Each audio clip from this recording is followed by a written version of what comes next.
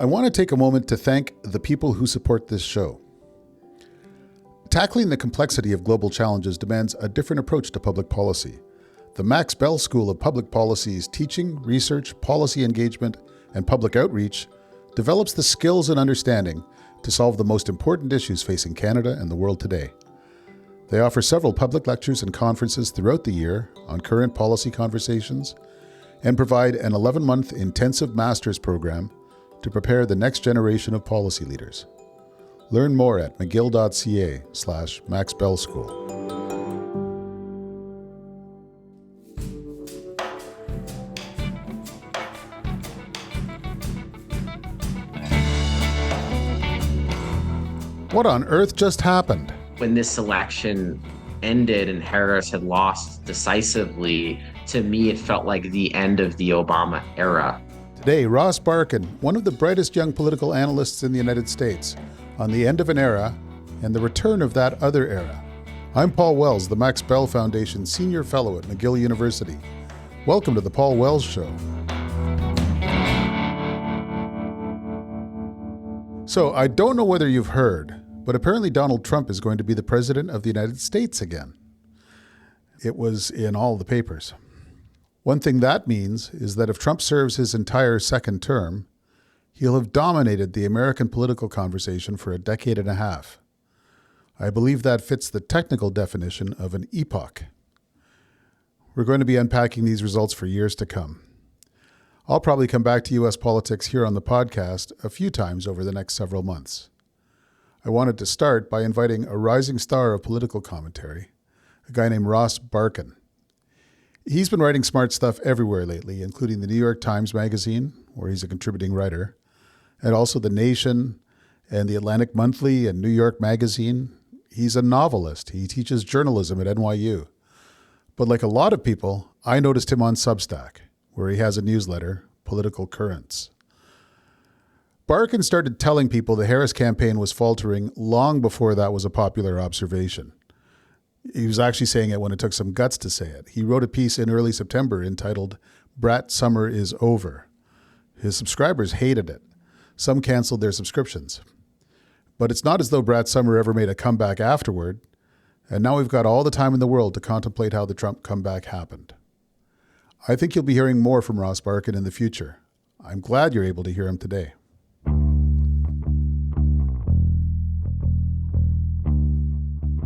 Hi. Can you hear me? I can. How are you? Hi, I'm good. Thank you for having me. I'm excited to be here. Yeah, it's really great to have someone who, we're really good at having Canadians speculate about what's happening in American politics or getting David Frum. And so... Yeah, I'm neither of those things, so... There you go. I'll check a new bot. Tell me how your election night went. It was busy as all election nights are.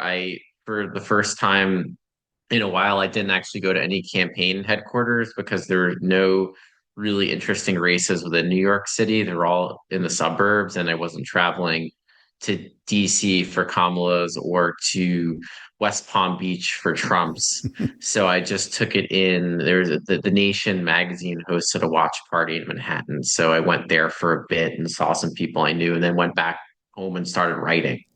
Were you surprised? I've got friends who should know what's happening in U.S. politics who were astonished that Trump won. And then I had friends who were predicting a couple days before that it's over, he's got it. I was not surprised at all. I mean, at all, no. In my own Substack, I said multiple times, sort of leading into the race, that it was a coin flip election. It was 50-50. Either side had a really good argument for winning. I was surprised he won the popular vote. I will say that. I did not think he would come out ahead in the popular vote. I thought he would win the electoral college. It seemed like a strong possibility.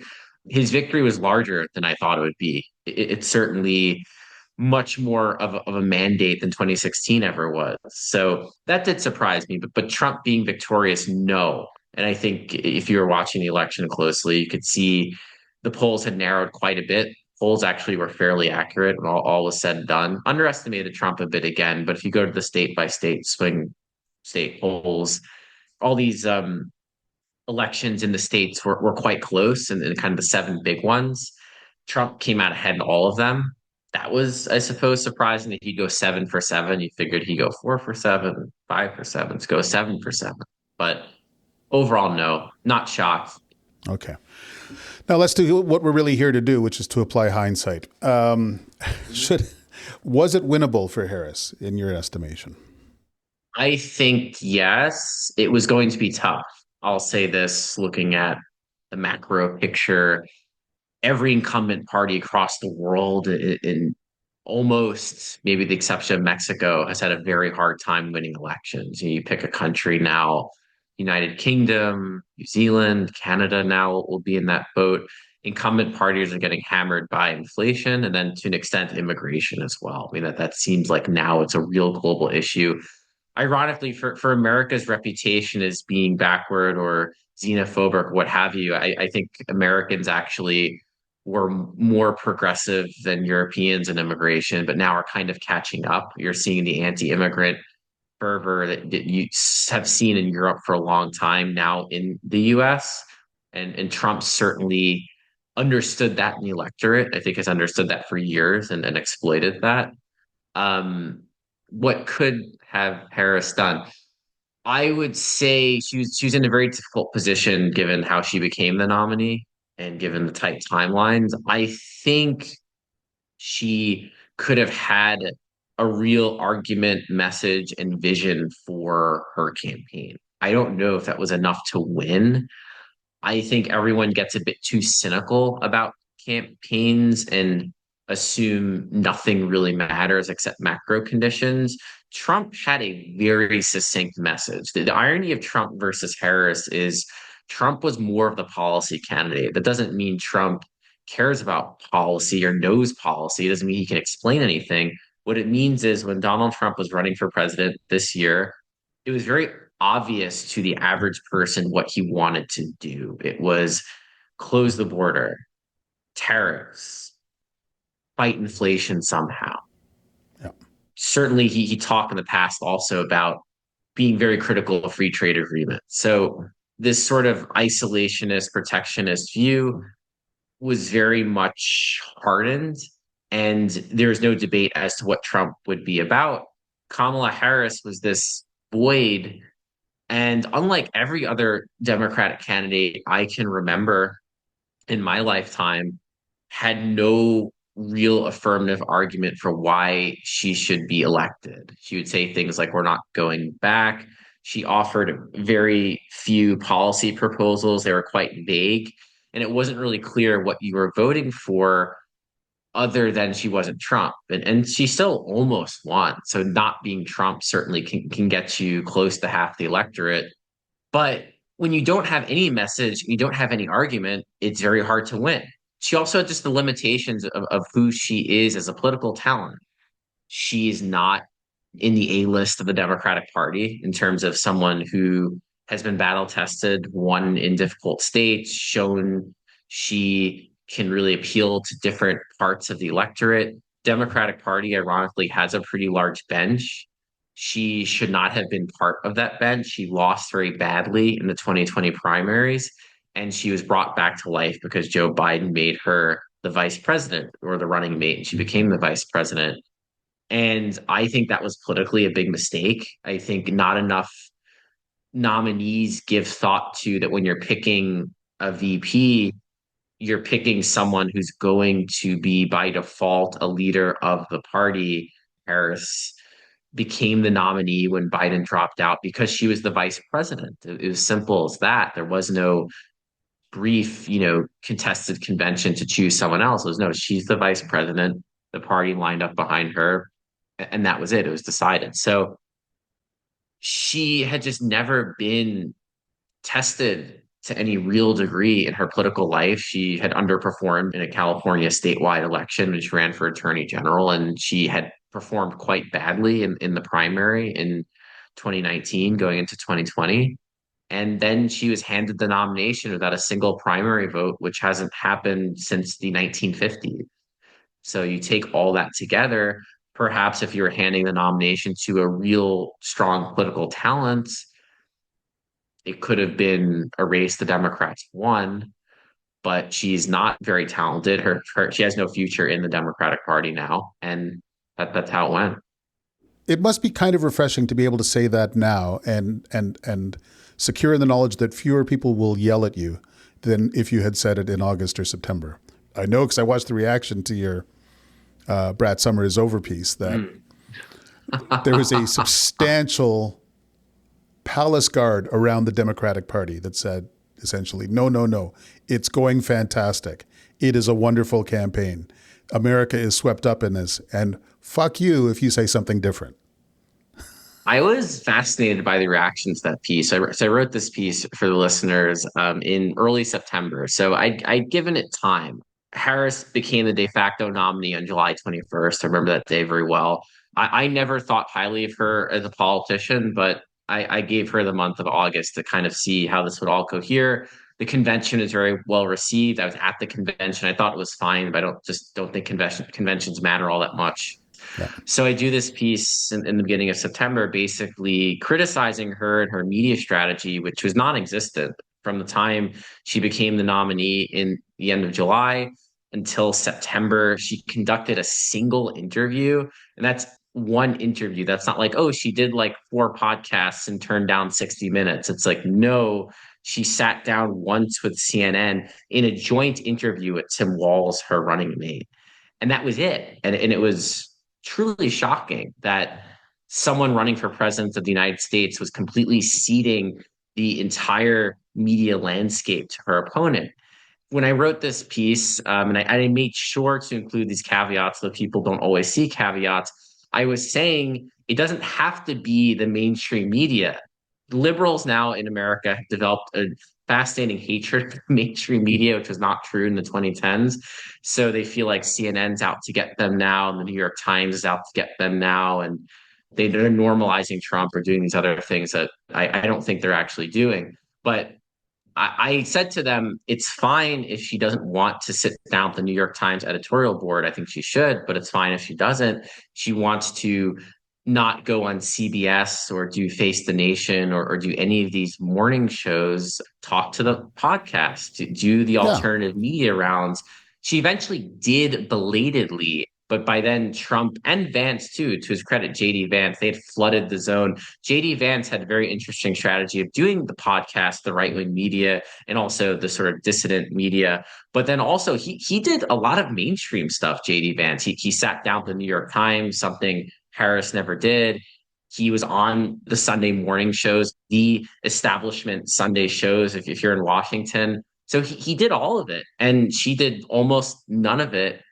And I was pointing this out in September. And like what you said, the palace guard, this kind of closing of the ranks, it was really interesting to see from like a sociological, cultural perspective, this real like blue guard come out in full force in a way I was completely taken aback by because I write things that are sometimes controversial. I have my values and I will speak out on issues and people don't agree with me. So I've developed a thick skin over the years. This was not something I imagined would be getting the unsubscribes and furious comments and really frothing denunciations. If you don't know what you're talking about, she's running a great campaign. She doesn't have to talk to you anymore. The media is over. Don't you understand that? Yeah. She's doing campaign rallies, Ross. That's enough. Campaign rallies. And I very gently pushed back and said, well, a campaign rally is something 99% of Americans will never attend.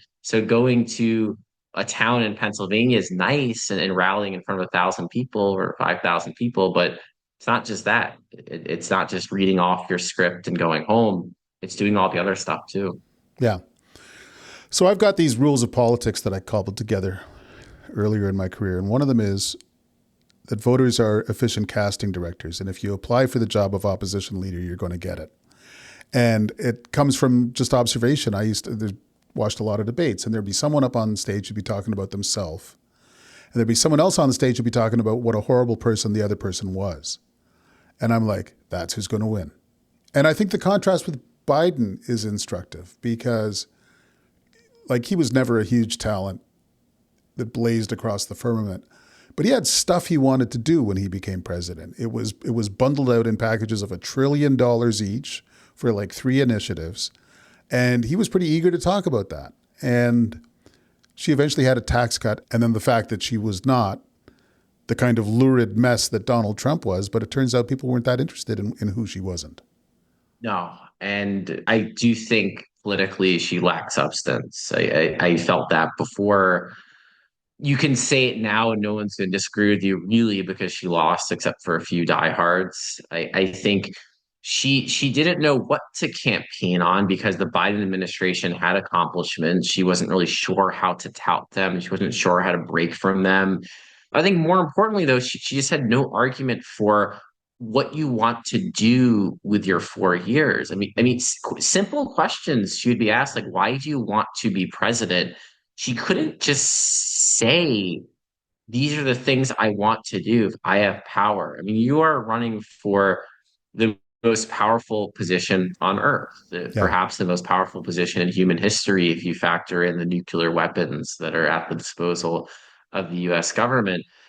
You got to be about something. And Trump is about something. You can hate it, but it's something. And I think Obama was about something. I think Joe Biden as president was certainly about something. And I think if Joe Biden had not been senile, for lack of a better word, and really had this mental slippage, it would have been an interesting race, Biden running for reelection against the headwinds. But let's say he had like Bernie Sanders cognition, not talking about the politics, just the cognition. Because Yeah. I was been going through as Kamala Harris did not do the podcast circuit. I just been listening lately to those who did, and Bernie Sanders is one of them, going on these comedian podcasts that Harris ran away from.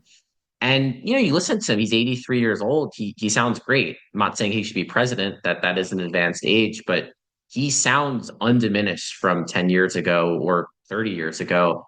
So if Joe Biden had that cognition, that energy, which both Trump and Bernie have still in their advanced ages, it would have been an interesting race because Biden would have been barnstorming across America saying, I did this, I did this, I did that. Might not have worked anyway, just with the macro currents, with inflation, with immigration. He might have lost anyway, but that would have been interesting. But honestly, I in 2022 wrote a piece that Biden shouldn't run again. And that was based on my own view of his slipping performance and cognition. We don't have to dive too into that. That was another Yeah. fascinating mainstream media utter failure to completely not communicate to the public and also the Democratic establishment as well, covering up that. If you actually consume media and watch and not just listen to pundits, you can see these things.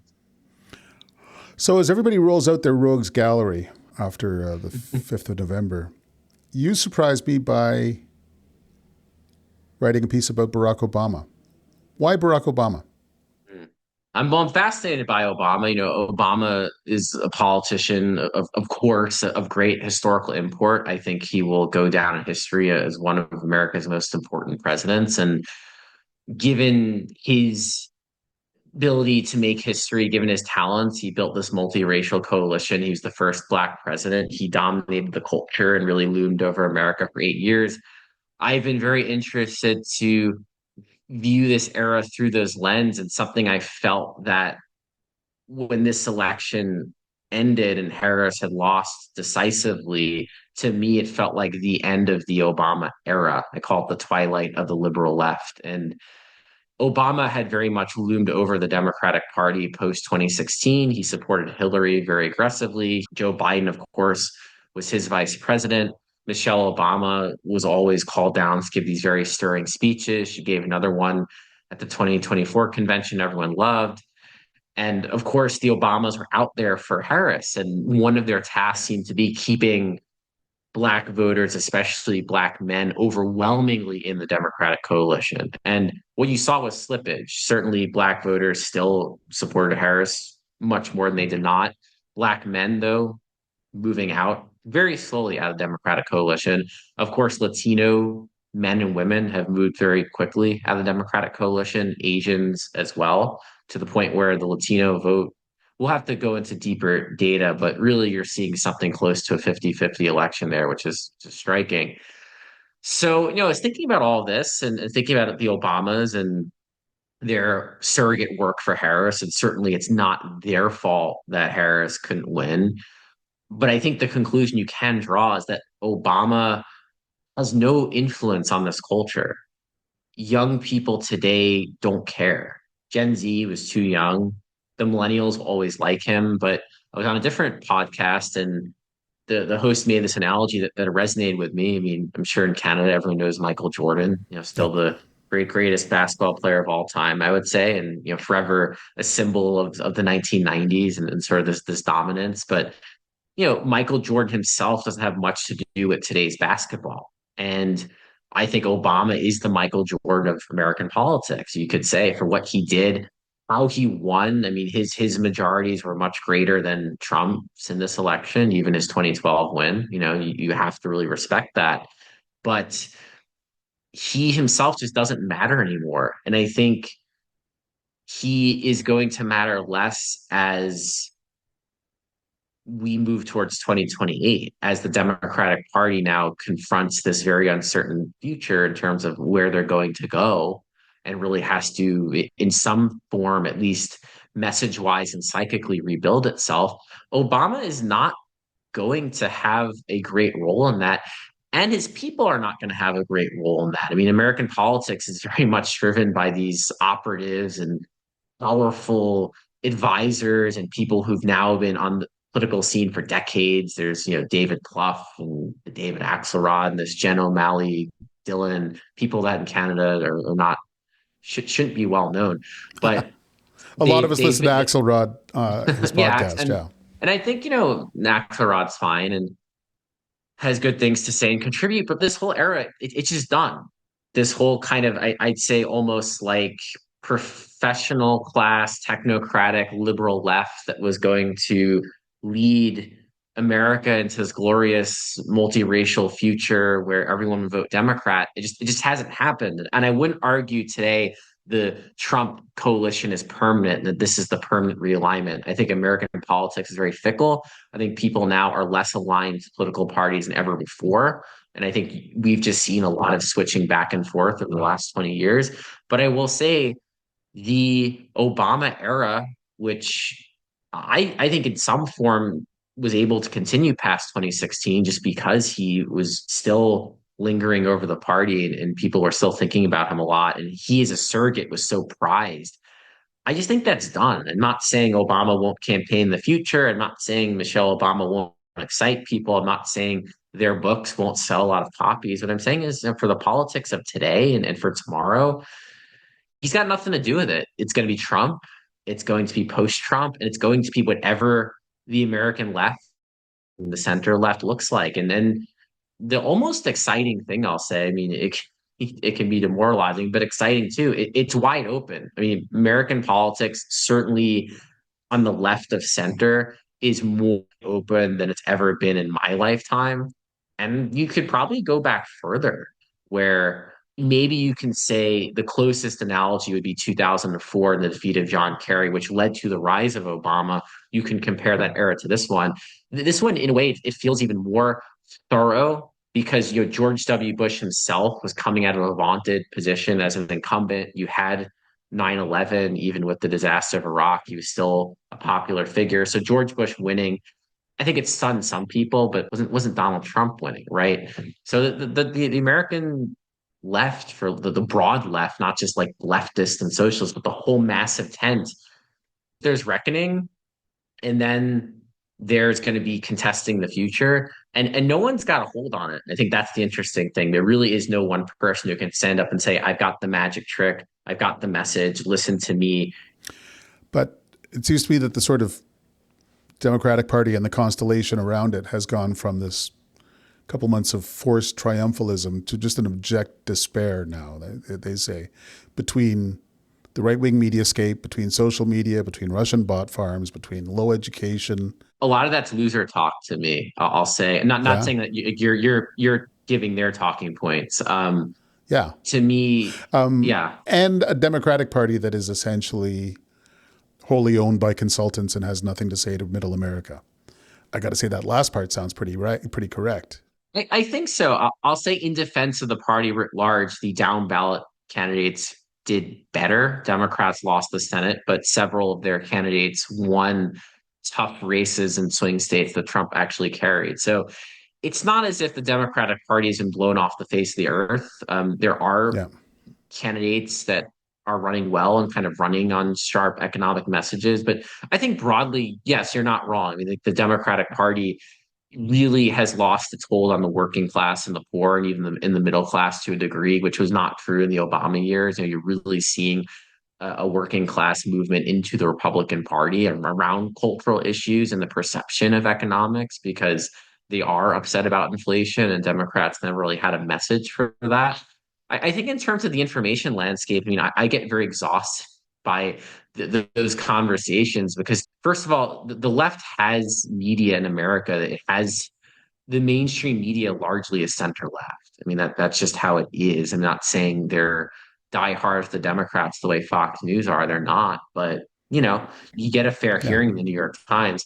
This sort of whining about alternative media in the podcast space and YouTube, it's very funny to me because if you listen to Rogan or now there's this comedian Theo Vaughn, Lex Friedman's another big podcaster. These are all people Bernie Sanders has spoken with, by the way, some quite recently.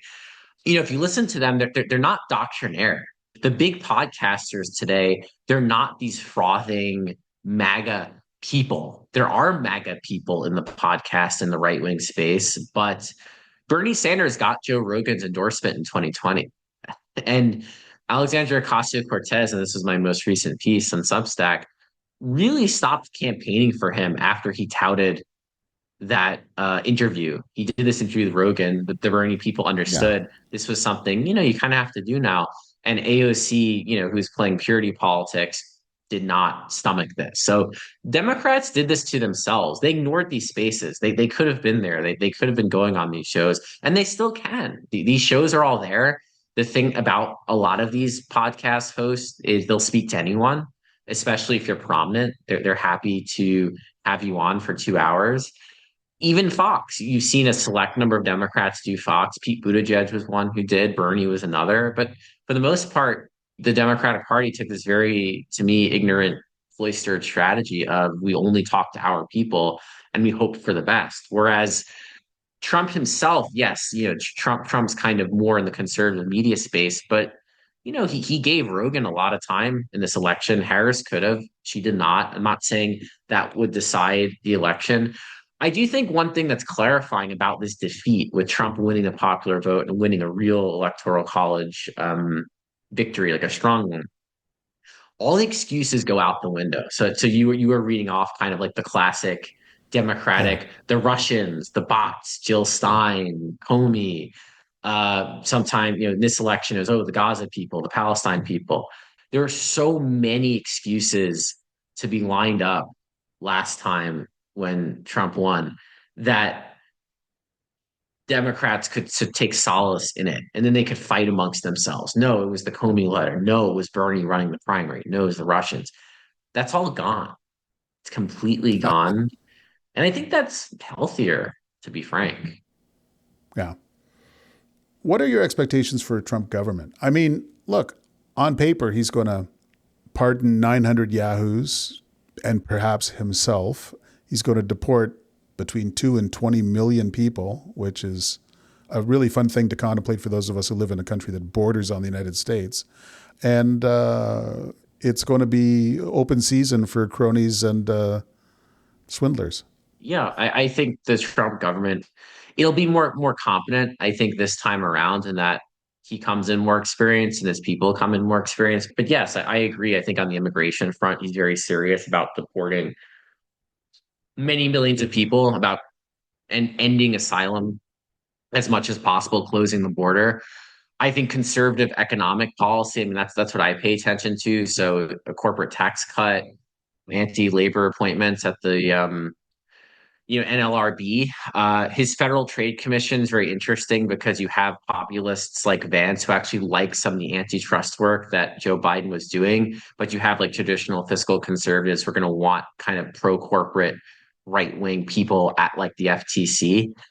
I think if you look at Trump's first term, broadly, it was a conventional Republican administration. When you go down to the policy, he gutted the EPA, environmental regulations, and out the window.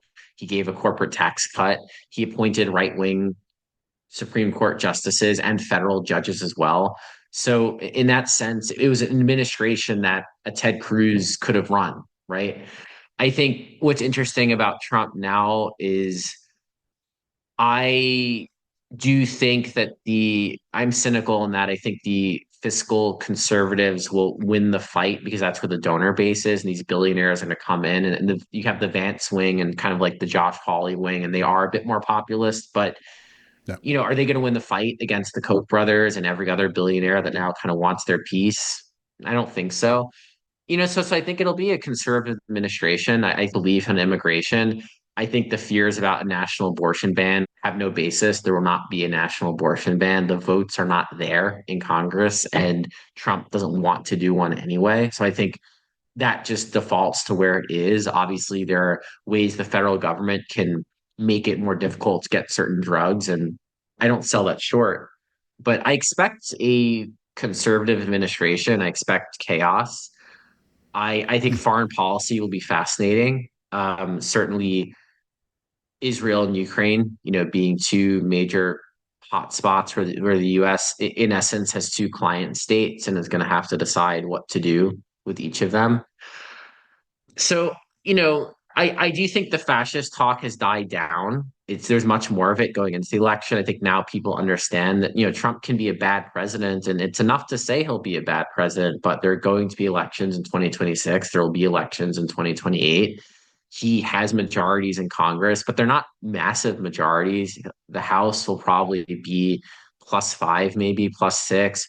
Senate, he's got 53 plus Vance's vote, which is good. It's not filibuster proof. So everyone who wanted to bomb the filibuster when Democrats in the Senate now thankful the filibuster is there. So that means the Republicans will govern through reconciliation, which is the process the Democrats under Biden had to follow, where if you don't have the 60 votes, you can do budgetary legislation in these sort of massive omnibus packages, and they call that reconciliation. That's how all the Biden investments happen. So I think Trump world will do a reconciliation package, and I expect that to just be giveaways to wealthy people and large corporations. I don't really have any other expectations than that. I think if you work in a federal bureaucracy, you should be worried. I mean, Trump's going to maybe try to fire you or try to really damage what you do. So I take that very seriously. Of course, the Justice Department, that is a wild card. Is Trump weaponized Justice Department to chase his enemies, right? Maybe, right? Who are his enemies? Who's it going to be? He's not going to lock up Hillary Clinton. He had 4 years to do it when the first time he was president. So I don't quite buy that. So I don't underrate the damage he can do. For me, I think as we're talking here, focusing on policy is much more important than these kind of grander narratives from like Timothy Snyder and those types of thinkers about America descending into XYZ. America is a flawed 200 plus year old republic.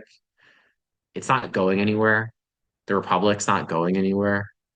Trump is a product of this system, and he is not eternal. And now, he'll get a chance to govern. He got a mandate. That's what democracy is. I think sometimes some of for the liberal elites forget that, you can't just treat voters like your students and hope they do exactly what you want. It's a messy process. You've given us a lot to think about. I really appreciate you taking the time, Ross Barkan. Thanks for joining us. Yeah, thank you for having me.